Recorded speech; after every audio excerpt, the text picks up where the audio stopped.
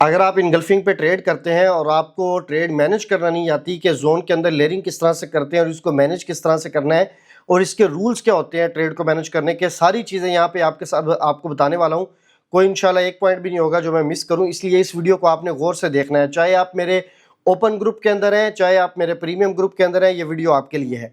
सबसे पहले मैं इसको मार्क करता हूँ। हम इस तरह से इसको लेके चलते हैं कि फॉर एग्जांपल ये हमारा जोन है और इसको हमने मार्क किया हुआ है। अच्छा, जोन जो है वो 25 पिप्स का भी हो सकता है और 30 पिप्स का भी हो सकता है। दोनों चीज़ें डिपेंड करती हैं कि सेटअप कौन सा है। ठीक है, हम इस तरह से इसको लेके चलते हैं कि ये 30 पिप का फॉर एग्जांपल जोन है। अब इसके अंदर हमने ट्रेड किस तरह से करनी है, देखें सबसे पहले जो इसके अंदर जो है वो सिंपल रूल है वो ये है कि अगर तो आपकी इक्विटी बहुत स्मॉल है फिर तो आप 3 लेयर के अंदर जो है वो ट्रेड करते हैं, लेकिन अगर आपकी इक्विटी जो है वो थोड़ी सी अच्छी है, सही है, उस कंडीशन के अंदर आपने इसके अंदर जो लेयरिंग करनी है वो इस तरह से कर लेनी है। आप पहली लेयर यानी कि पहला पेंडिंग ऑर्डर इस तरह से लगा सकते हैं, सेकंड इस तरह से। अगर आप इसके अंदर 6 से 7 पिप के बाद हर एक ऑर्डर को इस तरह से प्लेस करेंगे तो आपकी लेयरिंग बनेगी। अब आपने अपनी इक्विटी के हिसाब से इसको जो है वो देख लेना है कि अगर ये सब लेयर्स उठा के आपका मार्केट एसएल लेती है तो आपका कितना जो है वो लॉस होगा। ठीक है, उसके अकॉर्डिंग आपने लेयर डिसाइड करनी है। मेरी जो अपनी लेयरिंग होती है वो जो है वो 4 भी होती हैं समटाइम। अगर जोन जो है वो स्ट्रॉन्ग होता है तो मैं 5 तक भी लेयर कर लेता हूँ और बहुत इस तरह का भी चांस होता है, यानी कि कम होता है लेकिन इस तरह का भी चांस होता है कि मैं 6 लेयर्स भी जो है वो कर लेता हूँ एक जोन के अंदर। तो डिपेंड करता है कि आपका जोन कितना जो है वो स्ट्रॉन्ग है और उसके हवाले से समटाइम जब आपके साथ जोन शेयर करता हूँ तो उसके साथ भी मेंशन होता है कि ये रिस्की जोन है या मीडियम रिस्की जोन है, किस तरह का जो है वो जोन है। और इसको आप डिसाइड करते हैं अपनी बैक टेस्टिंग के साथ भी। जब आप खुद बैक टेस्टिंग करते हैं उसकी एक्यूरेसी के मुताबिक भी आप उसको जो है वो डिसाइड कर सकते हैं कि ये जोन आपका स्ट्रॉन्ग है, इसकी एक्यूरेसी 90% थी, 80% थी, 75% थी, उसके हिसाब से फिर आप उसके अंदर जो है वो अपना रिस्क लेते हैं। सबसे पहली कंडीशन इस तरह से है जिस तरह मैंने आपके साथ अभी शेयर की है। अब क्या होता है कि मार्केट फॉर एग्जांपल इस जोन के अंदर आ रही है, हम इसको इस तरह से देखते हैं, यहां पर आई। अब इसके अंदर मार्केट ने क्या किया है कि कंप्लीट सारी लेयर्स उठाई हैं, जो जो पॉसिबिलिटीज बन सकती हैं होती हैं उसको किस तरह से मैनेज करना है सारी चीजें बताऊंगा। यहां से मार्केट ने आपकी ट्रेड ली और मार्केट आपकी टीपी की तरफ मूव कर गई। अब यहां पे इसका जो एसएल होता है वो हमने, ये भी दो चीजें इसके अंदर इंपॉर्टेंट है। अगर आप मेरे साथ जो है वो ट्रेड करते हैं या जो मैं आइडियाज शेयर करता हूं उनके ऊपर, तो इस टाइम मैं आपके साथ जो एसएल शेयर कर रहा हूं वो 60 पिप्स का कर रहा हूं। अब वो 60 पिप का एसएल किस लिए किस तरह से जो है वो उसको हमने लेना होता है, उसका सिंपल तरीका ये होता है कि आपका ये कंप्लीट जोन है, इस जोन के एंड से जो लास्ट अगर बाय का जोन है तो जाहिर सी बात है कि नीचे से उसके जोन को आपने इस तरह से, ये जो प्राइस रेंज पड़ा हुआ है ना उसके साथ मैं इसको देख रहा हूं। जो न्यू ट्रेडर्स हैं उनको इस चीज का आइडिया नहीं होता, तो यहाँ पे जब यहाँ पे आपका 60 आ जाएगा ना इस तरह से, तो इसका मतलब है ये 60 पिप्स हो गया। अब आपके इस तरह से आपने जो है वो जो उसकी प्राइस बन रही है जोन के बाहर 60 पिप्स तक, वहां तक आप उसको लेके जाके उसका एसएल जो है वो रख सकते हैं। अच्छा, अब ये जो आपका एसएल होता है ये भी डिपेंड करता है, जाहिर सी बात है कि आपके जोन के ऊपर कि आपका जोन जो है वो किस तरह का है। समटाइम जोन इस तरह के होते हैं उनके अंदर स्मॉल एसएल होता है, लेकिन जो एसएल आपको मेरे आइडिया के अंदर जो है वो जो आइडिया आपके साथ शेयर करता हूं ट्रेड के लिए, उसके अंदर जो मेंशन होता है उसको देखने का तरीका इस तरह से है जो यहां पर आपके साथ मैंने अभी शेयर कर दिया है। तो ये 60 पिप्स इस तरह से होते हैं। अब यहाँ पे मार्केट आई, आपकी कंप्लीट लेयर्स ली और मार्केट अप साइड पे जो है वो मूव कर गई। इसके अंदर टीपी भी जो है वो मेंशन होता है कि कितना हमने जो है वो टीपी लेना है। अब उसके अंदर जो टीपी देखने का तरीकाकार होता है वो भी इस तरह से होता है। अगर आपकी मार्केट यहां से कंप्लीट लेयर्स के साथ जो है वो अप साइड पे मूव की है तो फिर यहां से अप साइड के लिए हमने जो है वो टीपी को देखना होता है। ठीक है, नीचे से जो है वो इस तरह से काउंट करते हैं, जो हमारी लास्ट लेयर जो है वो एक्टिव हुई होती है वहां से जो आपको टीपी जो भी उसके अंदर मेंशन है उसकी आपने जो है वो टीपी रखना होता है और उसके साथ आपने जो है वो लेना होता है। अगर 60 पिप्स है 60, अगर वहां पर ये मेंशन है कि 50 पिप के बाद आपने ब्रेक इवन करना है, तो जब मार्केट 50 पिप्स मूव कर जाए तो फिर आपने ब्रेक इवन भी उसी तरह से जो है वो करना होता है। ठीक है, तो ये तो इसके अंदर एक तरीका हो गया। अब इसके अंदर सेकंड क्या सीन हो सकता है वो यहाँ पे हम देखते हैं, मार्केट को चलाते हैं, एक मजीद सिनेरियो को जो है वो डिस्कस करते हैं। यहाँ पे फॉर एग्जांपल ये बाय का जोन जो है वो आपके साथ शेयर किया है। अब मार्केट यहाँ पर इस तरह से आती है। अच्छा, मार्केट यहाँ पे आई है, अब इसके अंदर इसने कंप्लीट लेयर्स जो है वो उनको नहीं ट्रिगर किया, ठीक है। आप इसके अंदर इस तरह से लेयर्स लगा के बैठे हुए थे, एक आपने यहाँ पर लगाई हुई थी बाय की, दूसरी आपने यहाँ पर लगाई हुई थी फॉर एग्जाम्पल, तीसरी आपने यहाँ पर लगाई हुई थी और चौथी यहाँ पर आपने इस तरह से लगाई हुई थी। या हो सकता है कि ये इसके अंदर 3 लेयर्स भी इसके अंदर इस तरह से जो है वो आ रही हो और चौथी उसके जो है वो बाहर आ रही हो। तो जितनी लेयर्स मार्केट उठा के आपके एक बार जो टीपी दिया हुआ है जोन के अंदर से उतना फ्लाई कर जाती है या उतना मूव कर जाती है, उसके बाद फिर आपने क्या करना होता है, जो आपकी पेंडिंग लेयर होती है ना, जिस तरह ये वाली बच गई एंड वाली, ये तो आपने फॉर एग्जांपल इसका टीपी जो है वो हिट हो गया, इसको आपने क्या किया कि क्लोज कर दिया अपने टीपी के ऊपर या आपने ब्रेक इवन के बाद जिस तरह से भी उसको मैनेज कर लिया। अब ये पेंडिंग ऑर्डर आपका लगा रह गया, तो याद रखिए कि ये जोन जो हमारा है ना, ये यूज हो चुका हुआ है, सही है। जब ये जोन यूज हो चुका हुआ है तो फिर इस पेंडिंग ऑर्डर को हमने नहीं रखना, क्योंकि जब जोन यूज हो गया, उसकी पोटेंशियल यूज हो गई, तो नेक्स्ट टाइम मार्केट आके डायरेक्ट नीचे जो है वो निकल सकती है। अगर डायरेक्ट नीचे निकलेगी तो जाहिर सी बात है, कोई स्ट्रॉन्ग जोन होता है तो उसको अपोजिट साइड पे जिस तरह के मार्केट ज्यादातर जो है वो यूज करती है, तो फिर आपका या तो यहाँ पर ऐसा लग जाएगा या इसको अपोजिट साइड पे यूज करके जब जाएगी तो फिर ऐसा लग जाएगा। तो इसलिए इस पेंडिंग ऑर्डर को टीपी लगने के बाद जो है वो आपने डिलीट करना होता है और ये बहुत ज्यादा जरूरी होता है, सही है। तो ये हमारे पास जो है वो 2 सिनेरियो हो गए। अब इसके अंदर तीसरा सिनेरियो क्या हो सकता है जो बहुत ज्यादा इंपॉर्टेंट है, और इसके अंदर मैंने देखा है कि बहुत सारे ट्रेडर्स जो है वो जब इस तरह का सिनेरियो होता है तो वो डिस्कस कर रहे होते हैं कि हमें ट्रेड लेनी चाहिए, नहीं लेनी चाहिए, क्या करना चाहिए। अगर वो ट्रेड लेते हैं तो समटाइम मार्केट चल जाती है, अगर वो ट्रेड लेते हैं और समटाइम मार्केट ऐसा लगा देती है, ठीक है। तो इसके अंदर आपने किस तरह से जो है वो इसको मैनेज करना है। अब ये सिनेरियो है कि यहाँ पर आपके साथ बाय जोन शेयर किया और मार्केट ने क्या किया कि यहाँ से मार्केट इसको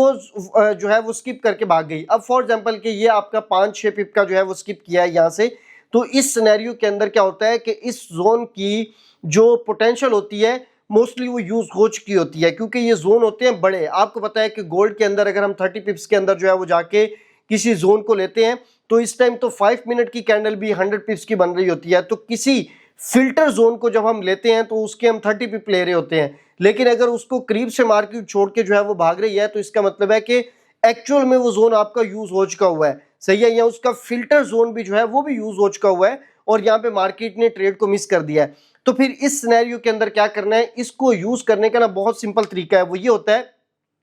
कि अब आपको पता लग गया है कि ये डाउट के अंदर चीज आ चुकी हुई है, अब ये चल भी सकता है, जोन नहीं भी चल सकता क्योंकि ये करीब से छोड़ के भागा है। तो आपने क्या करना है कि इस जोन के अंदर जब ये अगेन मार्केट आएगी इस जोन के अंदर, तो इस तरह से इसको हैंडल करना है। हम यहाँ पे अभी मार्केट जो है वो उसको चलाते हैं, आगे जाके मार्केट इस जोन के ऊपर आती है तो हम इसको देखते हैं, सही है।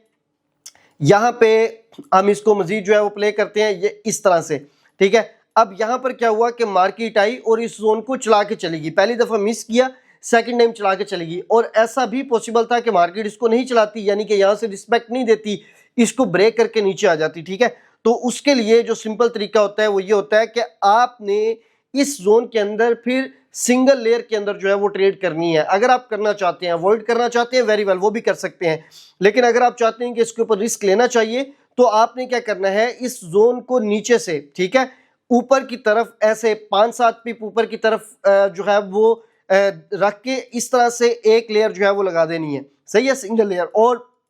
जब आप इस तरह से इसको जो है वो ट्रेड करते हैं, वैसे तो इसके अंदर ट्रेड करने के 2 तरीके होते हैं, एक तो ये कि आप अपनी लेयर्स उतनी ही रखते हैं लेकिन लॉट साइज बहुत ज्यादा जो है वो रिड्यूस कर देते हैं, और दूसरा तरीका ये होता है कि आपकी जो नॉर्मल लेयर्स होती हैं वही होती हैं। अगर आप फॉर एग्जांपल 0.10 की 4 लेयर्स या 5 लेयर ले रहे थे, अब उसके अंदर से आप 0.10 की एक सिंगल लेयर लेते हैं और यहाँ पे उसको नीचे से ऊपर की तरफ 5-7 पिप ऊपर रख देते हैं जोन के, ठीक है। अगर मार्केट आती है डायरेक्ट आपके जोन के अंदर उसको ट्रिगर करके लेके जाती है, वेरी वेल। अगर नहीं मार्केट इस तरह से करती तो जाहिर सी बात है उस कंडीशन में आपका रिस्क जो है वो बहुत ज्यादा रिड्यूस हो चुका होता है। और इसके अंदर एक और सिनेरियो भी हो सकता है, आप इस तरह से बैठे हुए हैं यानी कि सिंगल लेयर के साथ, मार्केट आती है, वो सेकंड टाइम इसको रिस्पेक्ट तो देती है लेकिन आपकी जो लेयर है ना उसको मार्केट ट्रिगर नहीं करती और उसी तरह से उसको वापस निकल जाती है। तो फिर जब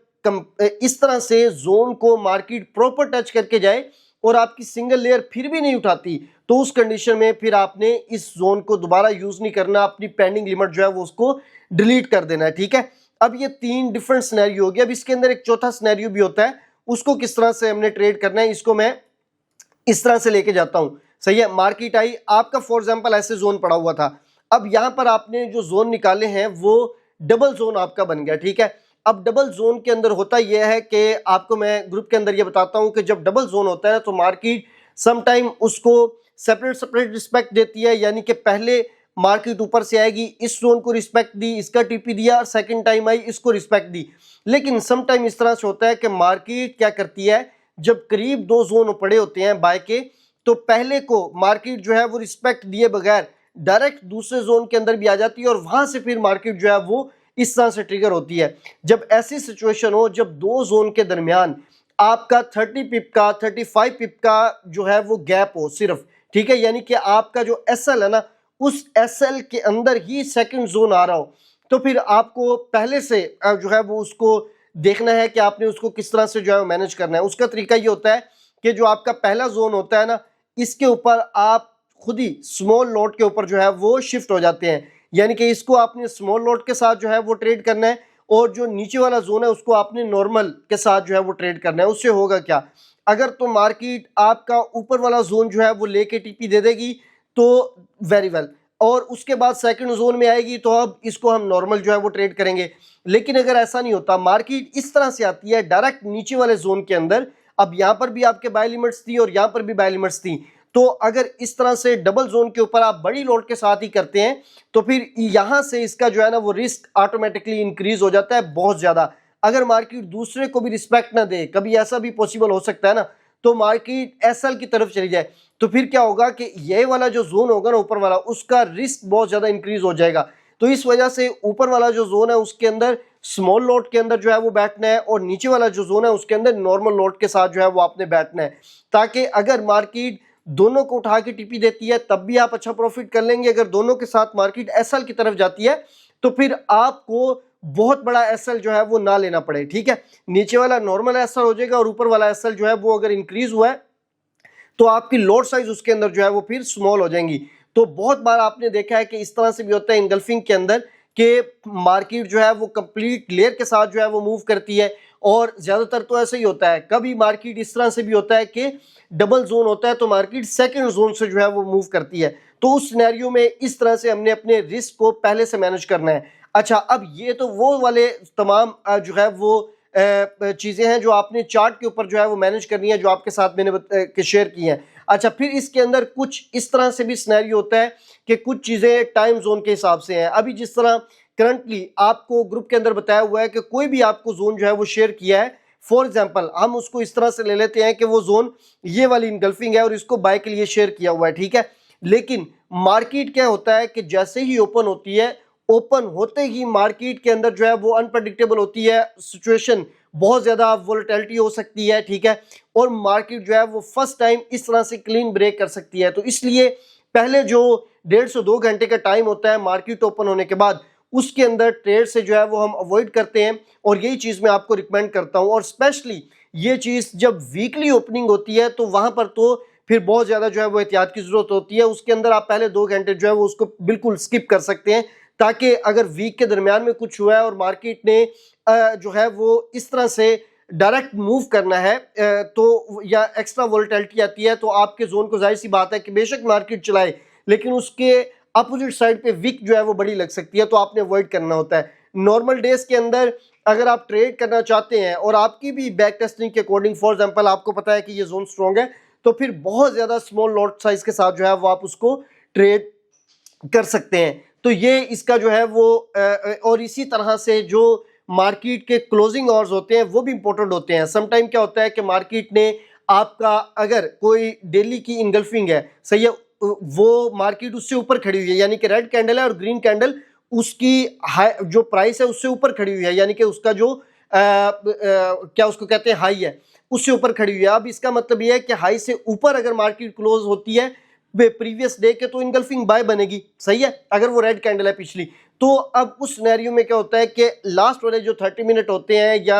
1 घंटा होता है, मार्केट ने अगर उसको इनगल्फिंग बाय नहीं क्लोज करना तो मार्केट लास्ट वाले आवर्स में एकदम से ड्रॉप हो सकती है, नीचे आ सकती है। तो इसलिए ये जो 2 टाइम होते हैं ना, ये इसके अंदर आपने जो है वो देखने होते हैं और उसके अंदर फिर हमने ट्रेड नहीं करनी होती। अगर आप करना चाहते हैं तो फिर बहुत स्मॉल लॉट साइज के साथ जो है वो आप ट्रेड करते हैं। अब इसके अंदर जितने सिनेरियो मैंने शेयर किए हैं आपके साथ, टीपी के हवाले से शेयर किया है। टीपी अगर पहले से मेंशन है जो, आपने उसको देख लेना है। ज़्यादातर अगर टीपी फर्स्ट जो है वो 60 पिप्स का आ रहा है तो आप उसको 60 पिप्स का ही ले रहे होते हैं, लेकिन आप उसको एक दफ़ा लाजमी देखा करें। हो सकता है कि उसके अंदर किसी टाइम जो है वो 50 पिप मेंशन हो सकता है कि किसी टाइम उसके अंदर आफ्टर 40 पिप ब्रेक इवन जो है वो लिखा हो, और उसको फिर आपने उसी तरह से जो है वो ट्रेड करना होता है, ठीक है।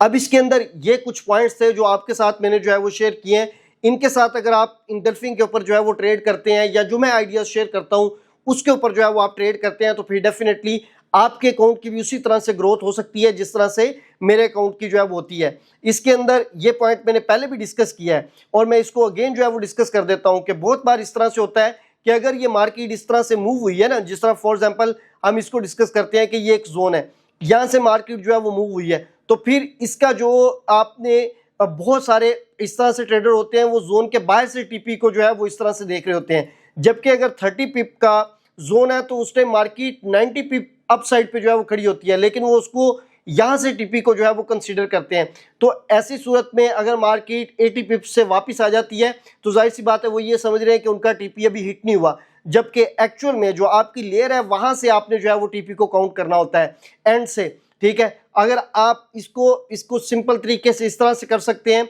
अगर मार्केट आपकी बिल्कुल स्टार्ट वाली लेयर लेके गई है तो स्टार्ट से 60 पिप्स को जो है वो काउंट कर लें। अगर मार्केट मिड वाली लेयर लेके गई है, एग्जैक्ट जोन का मिड यानी कि 15 पिप्स इनसाइड होके गई है जोन के, तो वहां से 60 पिप्स जो है वो काउंट कर लें। अगर लास्ट से मार्केट गई है तो फिर लास्ट से जो है वो आप 60 पिप्स जो है वो इसके साथ इस तरह से काउंट कर सकते हैं, और ये प्राइस रेंज यहाँ पर पड़ा हुआ है, सही है। ये आपको यहाँ से मिल जाएगा इनकी यहाँ सेटिंग से, तो उसके हिसाब से आप अपना जो है वो टीपी जो है वो लगा सकते हैं, देख सकते हैं, और एसएल भी इसी तरह से जो है वो आप देख सकते हैं। तो मुझे उम्मीद है कि ये वीडियो देख के आपके जितने ट्रेड को मैनेज करने के हवाले से क्वेश्चन थी, चीज़ें थी, वो क्लियर हो चुकी होंगी।